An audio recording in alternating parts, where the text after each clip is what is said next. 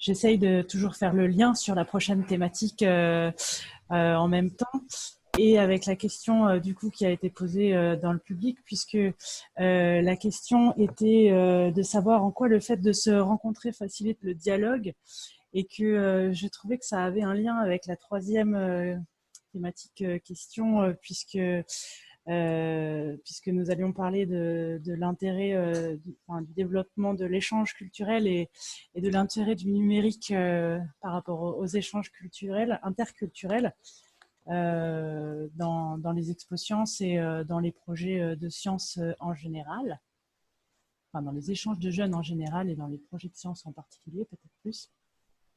Du coup, la question du numérique, de se rencontrer peut-être, la question à la fois de comment se rencontrer peut-être via les outils numériques pour les échanges interculturels qui en tout cas ont été bloqués ces derniers temps, puisque il n'y a pas de voyages qui ont été possibles pendant ces 3 derniers mois, même, puisque même plus, 3-4 derniers mois pour certains pays. Et, et l'importance de toute façon des échanges interculturels dans tous les cas, et de comment on développe le dialogue et la coopération de toute façon chez les jeunes, puisque c'est peut-être super large comme question. Je ne sais pas s'il y en a qui se sentent Hamid. Allez. Voilà, je reviens à notre expérience. L'expo Sciences Printemps des sciences Fez Meknès a démarré avec la création de ce qu'on appelle des sections internationales. Ce sont des élèves qui choisissent de faire un cursus. C'était seulement à partir des classes de seconde, c'est-à-dire le lycée. Maintenant, c'est devenu même à partir du collège, de suivre étudier les sciences en français, les SVT, les sciences physiques et maths. Et pour nous, c'était l'occasion de leur donner une autre manière de développer leurs compétences communicatives à travers des projets scientifiques. Et le fait d'arriver à faire un échange avec des échanges avec des jeunes qui parlent le même langage, ça permet à ces jeunes de mieux appréhender cette langue qui est pour eux étrangère, qui n'est pas leur langue maternelle. Dans notre contexte, ça a été ces sections internationales concernaient le français, l'anglais, l'espagnol. Nous, on a trouvé que pour le français, c'est facile d'aller voir, de faire vivre, d'échanger avec des jeunes, envoyer des jeunes du Maroc à travers le programme Erasmus Mobitions, de les envoyer pour voir comment d'autres jeunes réfléchissent, font de la science et communiquent sur la science, et en même temps accueillir ces jeunes au Maroc, à Fès, pour qu'ils présentent leurs projets. Et ça c'est vrai, il y a eu une création toute d'une ambiance vraiment d'échange qui continue même à la fin d'une édition. Ça a démarré depuis 2018 et normalement ça devait se passer même cette année. Euh, donc, ce sont des espaces vraiment d'échange interculturel. Et dans notre contexte, le contexte du Mobition, c'est 4 pays. C'est la France, c'est Toulouse, la France, c'est Bruxelles pour la Belgique, et c'est Saragosse, et c'est aussi le Luxembourg, et aussi le Maroc à travers la ville de Fès. Et ce sont des moments où vraiment l'élève, quand on vient tout à l'heure, ça a été dit, il se projette ailleurs pour voir comment se font les choses, comment vivent les gens ailleurs. C'est vraiment une expérience intéressante pour ces jeunes lorsqu'ils ils participent, et ça les marque d'une manière positive dans leur avenir, dans le processus de leur développement, et aussi dans le choix de leurs études plus tard. Donc, c'est intéressant de développer ces espaces d'échange sur des thématiques scientifiques.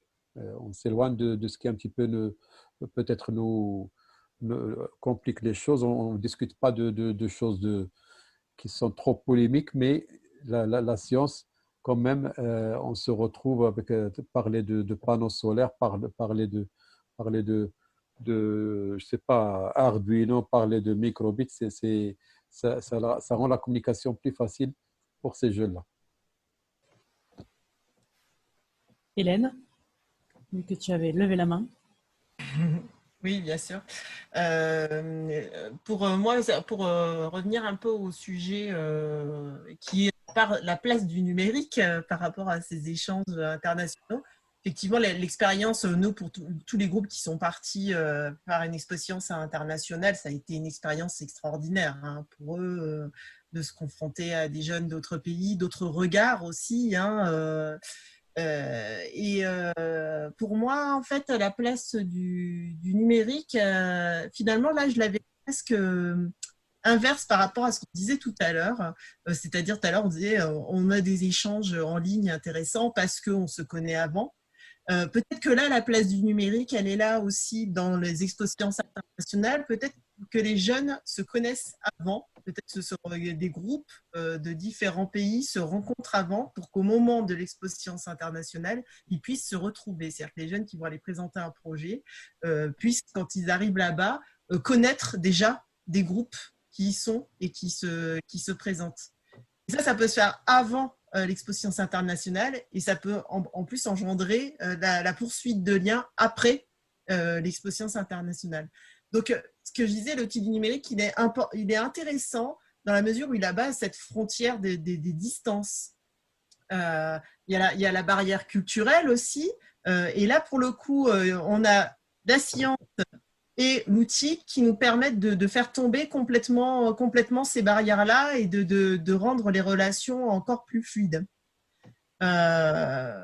Donc voilà, moi je pense que encore une fois, c'est un outil en complément de l'échange physique, mais je le trouve assez intéressant pour pouvoir encore plus déployer ce que représentent des expositions internationales.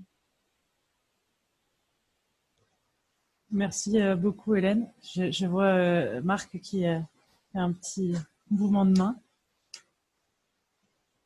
Je pense qu'il faut poursuivre cette vieille tradition qui a irrigué pendant des siècles le monde scientifique, c'est celui de la rencontre. Et le fait que ce soit des jeunes qui puissent être dans cette dynamique-là, c'est vraiment très, très pertinent parce que c'est à la fois une aspiration d'aller rencontrer les autres quand on est enfant, quand on est ado, parce que l'ailleurs nous intrigue toujours. Et puis, quand on le vit, c'est vraiment une situation d'apprentissage, à la fois de la similitude. Nous sommes des garçons, nous sommes des filles, voilà. Mais c'est aussi l'apprentissage de l'altérité. Même si on est semblable, on est quand même différent. Et on est différent parce que les contextes dans lesquels nous évoluons nous imprègnent fortement. Et ce qui est très intéressant, c'est que quels que soient les lieux culturels d'où nous sommes issus, des sociétés desquelles nous arrivons, les sciences font le lien commun. C'est quand même à travers notre univers terrestre un des vecteurs communs que nous ayons. Je pense qu'il faut respecter effectivement nos origines culturelles très fortement parce que c'est ce qui nous fait notre richesse. La diversité, c'est important. Et les sciences nous rassemblent, nous rallient. C'est le code commun qu'on peut peut-être développer. Et je pense qu'il y a sans doute des orientations, mais je pense que les acteurs qui sont ce soir autour de cet écran partagent la même volonté de faire que des jeunes d'ailleurs rencontrent des jeunes d'ici et que des jeunes d'ici aillent voir ailleurs ce qui se passe. Ça, c'est vraiment une dimension qu'il faut que nous puissions impulser et qu'on ne soit pas simplement sur une mondialisation économique, mais qu'elle soit aussi humaine, et humaine dans ses rapports de découverte d'autres cultures avec ce point commun que sont les sciences. Je pense qu'il faut vraiment travailler et insister là-dessus parce que ça nous aide à grandir, d'aller voir ailleurs et de pouvoir aussi témoigner de sa propre culture et de ses propres recherches. Donc, moi, je milite et ça fait bientôt 30 ans qu'on est dans cette dynamique-là.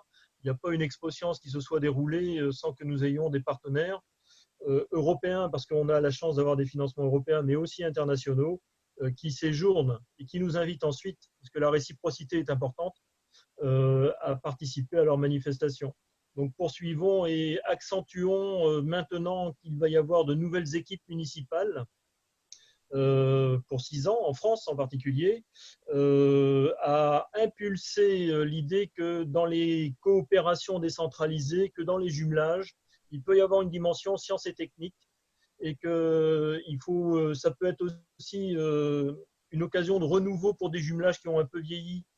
Le fait que des jeunes porteurs de projets puissent se rencontrer avec des villes jumelées, parce que dans les villes jumelées, il y a toujours des groupes d'enfants ou d'ados qui ont aussi travaillé sur les sciences. Donc, profitons de l'opportunité là, des élections en France communales et communautaires pour que cette dimension interculturelle reprenne un peu d'élan.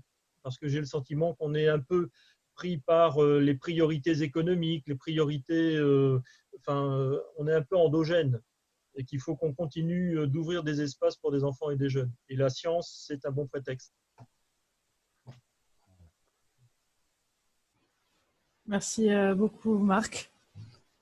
Et David, un mot là-dessus aussi. Petite boutade, je ne sais pas où Marc milite beaucoup, mais je pense qu'on milite à peu près au même endroit. Je suis assez d'accord avec tout ce qu'il vient de dire. Et je voulais juste le compléter en disant qu'à un moment donné, aujourd'hui, on a besoin de refaire sens à la même humanité. C'est-à-dire que la connaissance scientifique ou l'esprit critique vis-à-vis des sciences, c'est un bien commun finalement. Et ça ne peut pas appartenir à un pays ou à une culture, ça doit vraiment devenir quelque chose de partagé par l'ensemble pour nous permettre de partager aussi l'endroit où on habite finalement, si on arrête de le prendre avec des petites frontières autour et en le réduisant au plus. Je pense qu'on a besoin d'accompagner les enfants et les jeunes à agrandir justement l'espace dans lequel ils se projettent jusqu'à ce que ça englobe l'entièreté de la planète sur laquelle on vit, parce que je crois il y a plein de gens qui le disent, mais c'est aujourd'hui la vérité, on n'a qu'une planète pour l'instant, on n'en a pas d'autre. Et il faut qu'on y vive tous dessus. Et il faut qu'on accepte que chacun a le droit d'y vivre de la même manière dessus. Et donc, il faut bien qu'on échange entre nous. Et les enfants et les jeunes sont, je pense, aujourd'hui plus à même que certains adultes de générer de nouveaux échanges avec de nouvelles dynamiques. Bon, je suis toujours ravi de recevoir des délégations étrangères sur nos Expo Sciences en Occitanie, justement parce qu'il y a vraiment une rencontre, il y a vraiment de l'échange, il y a des points communs qui se découvrent, il y a des différences qui se découvrent, qui se respectent, qui s'apprécient, qui essayent de se comprendre, parce que je crois que c'est aussi comme ça qu'on rencontre l'autre, c'est d'essayer de comprendre pourquoi est-ce que lui voit les choses différemment de moi, qu'est-ce qu'il fait dans son histoire, dans sa culture, dans l'endroit où il vit, pourquoi pour lui cet élément-là est peut-être plus important que pour moi. Je me rappelle de jeunes qui étaient venus du Maroc, je crois que c'était l'année dernière ou l'année d'avant, qui avaient développé des petits outils pour recharger leur téléphone avec un petit bout de panneau solaire et c'était hyper important pour eux. Et après avoir discuté avec d'autres jeunes, ils disaient « je ne comprends pas bien parce qu'en fait, nous, ben oui, mais toi, aujourd'hui ici, tu peux te brancher sur une prise à peu près n'importe où. Il y a des endroits où ce n'est pas le cas, où c'est plus difficile d'avoir accès à une prise électrique. Et qu'à un moment donné, il faut l'entendre, le comprendre et être dans l'échange avec ça. C'est-à-dire qu'à un moment donné, je crois que c'est aussi ce qui nous permet de nous rencontrer, de nous comprendre. Ce n'est pas uniquement d'échanger via des réseaux numériques ou de l'information, parce qu'aujourd'hui, on a les informations à peu près de toute la planète en temps réel, hein, c'est-à-dire qu'on peut savoir à peu près ce qui se passe dans n'importe quel pays au moment où ça se passe. Ça ne veut pas dire pour autant qu'on connaît les gens et qu'on connaît la culture, qu'on est capable de tout comprendre. Et je pense que ces échanges-là, ces rencontres-là, elles permettent de faire tomber un certain nombre de barrières et de permettre aux enfants et aux jeunes d'être dans une meilleure, une meilleure disposition à comprendre le monde dans lequel ils vivent de manière plus grande, plus large, avec des enjeux qui ne sont pas forcément les mêmes pour eux que pour d'autres. Et de garder leur esprit à la fois critique sur ce que peuvent vivre d'autres, mais ce que peuvent eux-mêmes vivre, ce qu'ils peuvent eux-mêmes vivre dans leur propre pays et dans leur propre culture. Et je crois que voilà, juste un exemple sur la question de la maladie qui nous a en tout cas obligés à réduire notre activité avec les autres, nos interactions sociales. C'était intéressant de voir à quel point, et c'est toujours intéressant de voir à quel point, même nous, dans nos relations sociales, on a été bousculé et on va être bousculé. On est, par exemple, dans la culture française, assez porté au fait de se serrer la main, de se faire la bise, voilà. C'est des choses sur lesquelles, eh ben, là, on va être un peu chamboulé, alors que d'autres cultures ne sont pas du tout chamboulées par ça, parce que ça ne fait pas déjà partie de leur pratique courante. Et c'est intéressant aussi de pouvoir avoir des échanges sur ces questions-là avec des enfants. On en a eu là dans certains groupes suite au confinement. Là. Et je trouvais ça intéressant parce que ça les interrogeait sur la façon dont eux vivent la relation à l'autre. Et c'est important de pouvoir toucher du doigt que la relation à l'autre, elle est aussi très liée à la culture, elle n'est pas juste liée à notre individualité. Voilà, elle est liée au bain dans lequel on est et ça doit nous permettre de mieux comprendre l'autre. Et je trouve que les activités scientifiques, notamment dans la façon dont elles peuvent être présentées par des délégations étrangères dans nos expos sciences, nous permettent de voir aussi de quelle manière on peut fonctionner différemment entre différents pays dans la façon dont on approche une question, un travail des fois plus individuel, parfois plus collectif, avec des relations différentes. En tout cas, pour moi, le numérique, par rapport à ce que disait Hélène, il y a un vrai intérêt aussi à le développer dans la recherche, dans l'échange interculturel, peut-être en amont des rencontres, pour pouvoir justement inciter à ce qu'on ait envie d'aller rencontrer des gens. Parce que par expérience personnelle, ça m'est déjà arrivé d'être en contact avec des gens via un outil numérique, alors un vieux, hein, les forums, ça existe, enfin presque plus personne ne s'en sert, mais d'avoir utilisé beaucoup un forum et puis après derrière de m'être dit bon, ben, écoutez, c'est bien, on discute d'un passe-temps que l'on a tous ensemble là, mais bon, on pourrait quand même se faire une rencontre un week-end à un endroit, quoi. Et on y arrive. Et ça rajoute, ça enrichit finalement l'échange, mais au même titre que certains se sont rencontrés sur des lieux et après ont pu garder du contact grâce au numérique.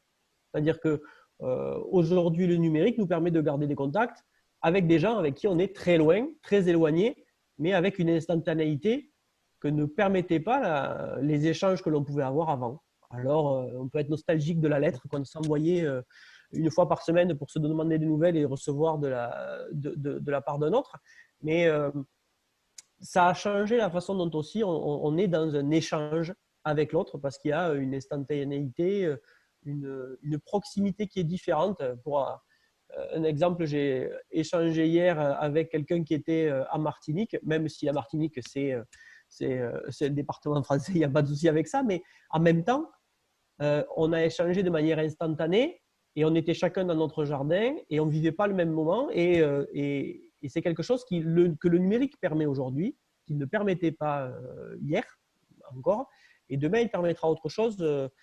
Et je crois qu'en effet, dans l'échange interculturel, dans la façon de construire avec d'autres de la relation, le numérique peut avoir son intérêt. Il a ses limites parce qu'il ne remplacera pas la rencontre physique où à un moment donné, on va avoir des échanges d'une autre nature parce qu'on perçoit la personne autrement finalement par sa présence. Et le numérique, ce n'est pas vraiment la présence.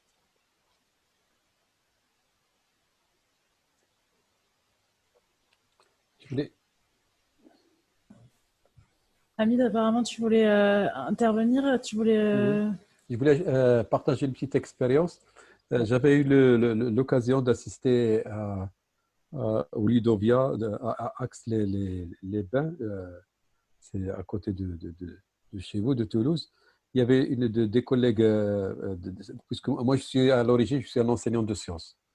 Donc, je suis dedans, je reste dedans. J'ai aimé le fait qu'ils ont appelé ça des labos à distance. Ça se passait en 2017, je crois. 2017. Et ça permettait à deux labos, un labo qui est bien équipé sur un matériel bien précis, de faire l'expérience. L'expérience qui a été demandée par un autre labo, par des élèves d'un groupe d'un autre labo.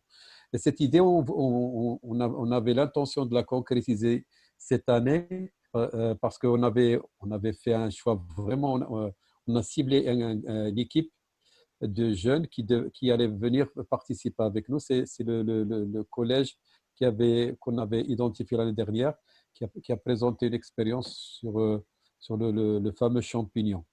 Et on a aimé leur démarche, la démarche qu'ils ont présentée. Et on voulait faire deux équipes comme ça à distance qui peuvent communiquer, travailler à distance pour à la fin venir au moment de l'exposition se présenter leur projet. Et c'est une idée très intéressante parce que ça revient à ce que tout le monde vient de dire maintenant, c'est utiliser les outils numériques pour préparer le présentiel. C'est pas une expérience hybride, mais quand même, ça permet de faciliter la communication entre jeunes pour préparer la communication en direct au moment du présentiel, de l'exposition. Donc, c'est une idée à exploiter, peut-être avec Astucience ou avec c'est pas le collectif de la Loire, si ça les intéresse pour une autre année, à trouver des groupes de classe ou bien des groupes et faire développer je sais pas, un petit projet avec une démarche scientifique entre deux établissements ou bien deux groupes. Comme ça, utiliser un moyen et suivre comment ça évolue les choses. Suivre le travail. Merci Hamid. Il est 18h55, donc nous avançons dans le temps. Après, nous sommes totalement dans les temps, hein, je vous rassure. Je me demandais si les quelques participants qui sont avec nous avaient peut-être... nous avons un tout petit peu de temps pour prendre quelques questions, peut-être, à certains intervenants. Je ne sais pas si certains vont se lancer. Vous pouvez utiliser le chat envoyé à tout le monde pour poser des questions si vous le souhaitez. Je ne sais pas si certains se lanceront. Pas de questions particulières pour certaines.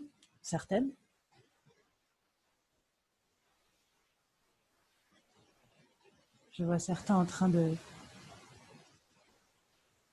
taper sur le clavier. Alors peut-être qu'il y a des questions qui sont en train d'arriver.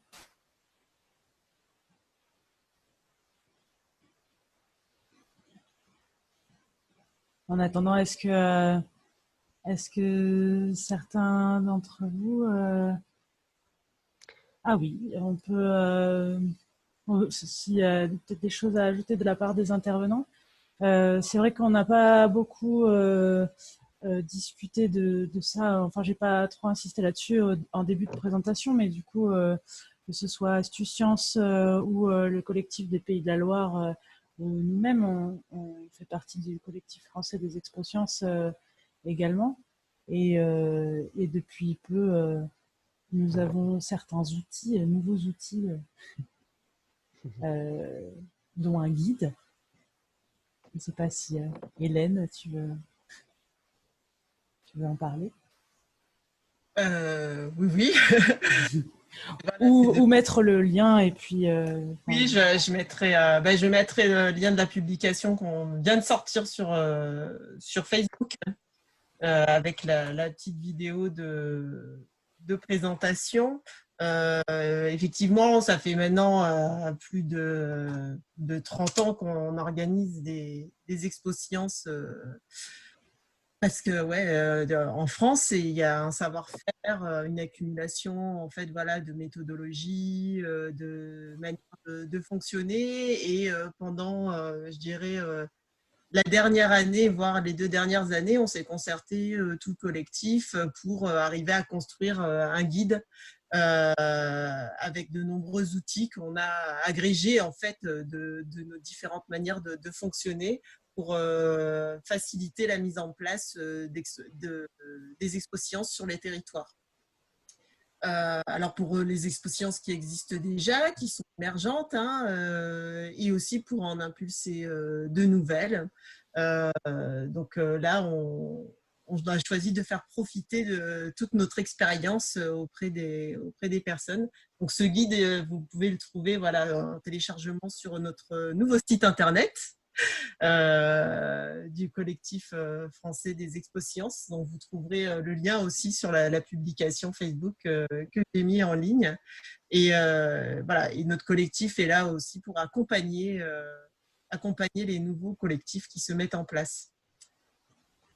On est riche de l'expérience de tous et bien entendu, évidemment, il est à disposition des Expo-Sciences internationales, et Hamid peut l'utiliser à volonté. Je connais Hamid, il est toujours friand de nouveaux outils. Si. Merci. J'espère qu'on aura l'occasion de se retrouver sur une exposition, je ne sais pas, en 2021 ou autre, si le Covid nous abandonne. Alors on vivra avec. Voilà, nous laisse tranquille. Il me semblait bien que Fanny était en train d'écrire et du coup, nous partage sa pensée. Pas tout à fait une question. Fanny fait partie, et travaille au centre social qui devait accueillir l'Expo-Sciences en présentiel cette année. Donc, d'autant plus à la page sur le maintien du lien à distance et l'importance du lien, j'allais dire réel, mais après la rencontre quand même peut se faire de manière numérique et rester réelle sans pour autant être en physique. Mais voilà. Après, je crois qu'il faut quand même qu'on n'oublie pas que le numérique aujourd'hui, il n'est pas accessible à tout le monde. Voilà. Parce que mine de rien, c'est quand même pas aujourd'hui la totalité des individus qui ont accès à une connexion Internet suffisante pour bénéficier de ce dont on bénéficie là ce soir. C'est vraiment un enjeu, mais comme sur beaucoup d'autres moyens de communication. Et que collectivement, dans nos sociétés, on n'a jamais réglé. C'est-à-dire qu'aujourd'hui, on a quand même des gens qui ne savent pas lire et pas écrire dans nos sociétés. Et ça, ce n'est pas résolu. Donc, on a quand même des difficultés aujourd'hui. On ne peut pas généraliser nos propos. On peut essayer d'avancer, mais souvent, on peut avoir tendance à oublier que certaines ne sont pas dedans et qu'il faudrait qu'on fasse ce qu'il faut pour que tout le monde y ait accès. Voilà, il y a aujourd'hui, le numérique, c'est un coût financier. D'ailleurs, dans la façon dont la crise a été gérée, on a des partenaires qui se sont retrouvés à devoir utiliser leurs propres outils pour pouvoir continuer à travailler avec une injonction de continuer à travailler sans que leur employeur ne leur donne les outils. Et ils sont nombreux à l'Éducation nationale. Parce qu'à l'Éducation nationale, on a demandé à tout le monde de travailler avec son ordinateur à sa maison et donc sa connexion Internet. L'Éducation nationale n'a jamais fourni d'ordinateur à tous ses enseignants ni de connexion Internet. Donc, on est quand même dans quelque chose où aujourd'hui, on pourrait avoir l'impression qu'en fait, c'est normal. Et c'est encore quelque chose qui est, entre guillemets, un luxe que d'avoir accès à Internet. Voilà. Donc, il y a beaucoup de choses qui sont importantes et qui pourraient être très porteuses de développement individuel ou en tout cas de confort pour les individus, mais qui ne sont pas aujourd'hui généralisées. Voilà. Et je pense qu'on peut ne pas l'oublier parce que quand Fanny parle de la question du téléphone, en effet, c'est vrai que le téléphone non plus, tout le monde n'a pas de téléphone. Et donc, on est encore dans une situation où tout le monde n'a pas accès aux mêmes outils. Et même s'il y a des outils qui sont fantastiques et qui existent depuis très longtemps, tout le monde n'y a pas encore accès non plus aujourd'hui. Ça fait effectivement partie des limites de l'outil numérique qui est à souligner, que ce soit pour nos expo-sciences, les jeunes dans la présentation de leur projet ou dans l'accompagnement qui peut être fait à distance aussi de certains projets. Enfin, c'est une limite qu'on peut retrouver à différents niveaux.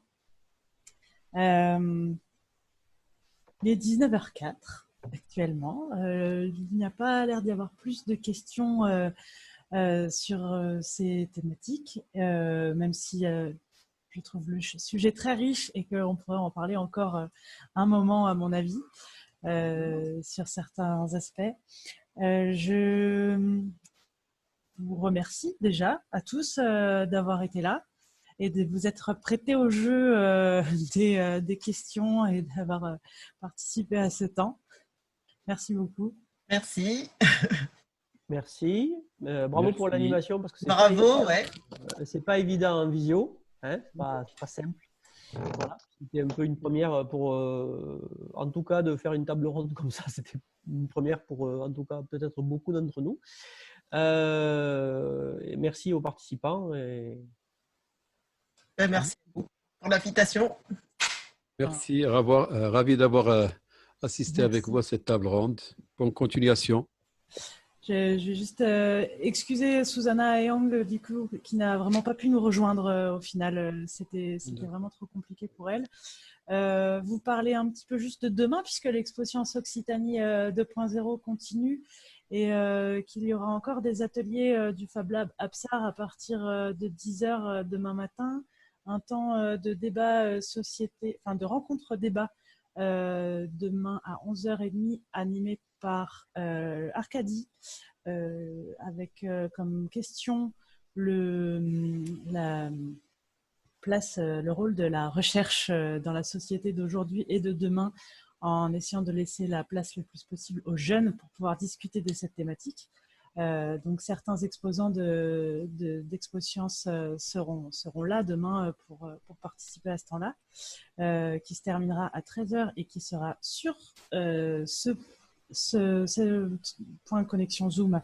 C'est la même adresse Zoom pour tous les ateliers et pour toutes les rencontres.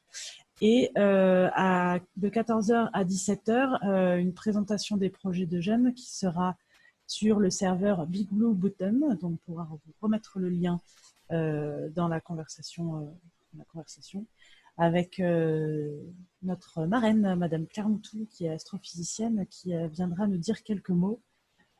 Et Monsieur Montubert, qui est un élu conseil régional, qui sera également présent à 14h pour encourager les jeunes avant leur présentation. Voilà pour les informations Expo Sciences Occitanie 2.0. Merci Myriam. Merci à vous. Et une expérimentation qu'on réexploitera dans nos territoires.